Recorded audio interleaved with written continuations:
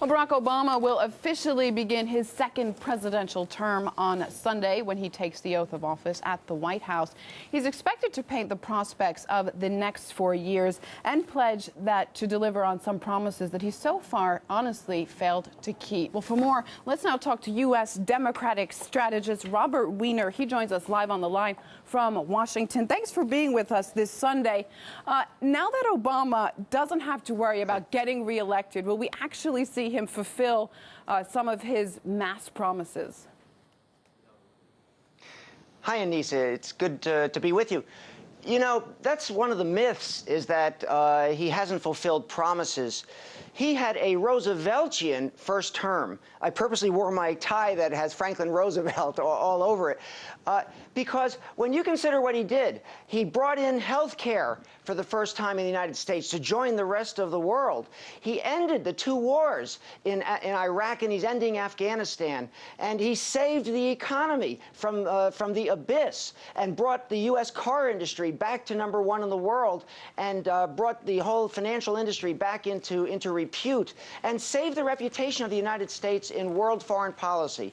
Those are enormous, enormous achievements. Now, he does have challenges. We have to get gun violence in abeyance in the United States. We must do what he said, which is to have an assault ban, to have magazine clip capacities, to have background checks. We must do those things. But in addition, we have immigration. We have continuing the economy. We have making sure that the Republicans don't totally obliterate the health care achievement and try to take the money from Social Security and Medicare. So there are enormous things. We have to create jobs in the United States over the Republican obstructionism. So there are challenges. He will address those in his State of the Union address. But you're actually correct.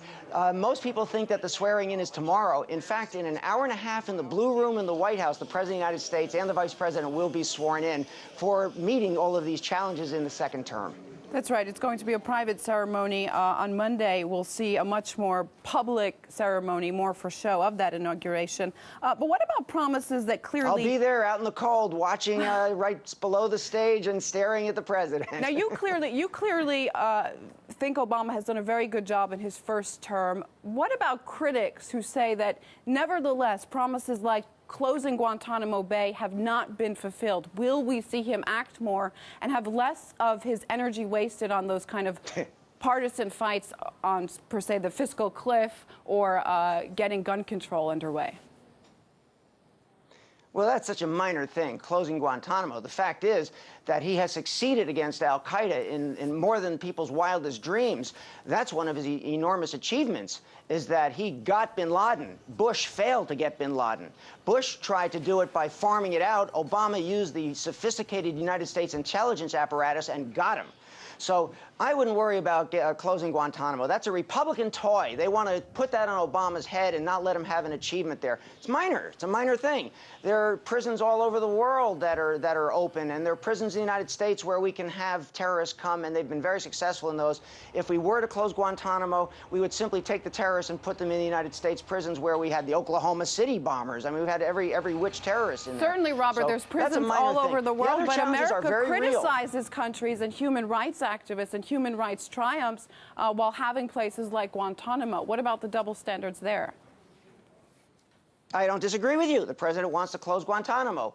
Let's go forward. I'm sure Russia doesn't want to have problems going on in Chechnya, but we go forward.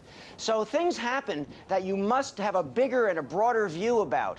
So you are correct. The fiscal cliff is real. I wrote the lead op-ed, the lead story in the Washington Times grappling on the fiscal cliff. I praised the Republicans for allowing the vote to stop the fiscal cliff. But, you know, they do. It's one after the other after the other.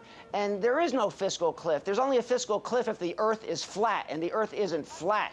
The reality is that that is a self-created problem by the Republicans. There has never been a stop of the debt ceiling before, and they want to threaten it to stop programs. The Constitution says that the President of the United States can and must pay the debt of the United States, that you shall not challenge the debt of the United States in paying the bills. That is a non-issue, Veronica. I mean, Anissa. Veronica invited me. Thanks, Veronica. Well, but that is a non-issue. Thanks for coming. I'm going to have to interrupt you, Robert. I think we can agree, certainly on on two things. Obama has many challenges to face in his second term, and one of them, probably the biggest, are the Republicans. Robert Weiner, live with us on the line from Washington. Yep. Thanks for that. Thanks so much.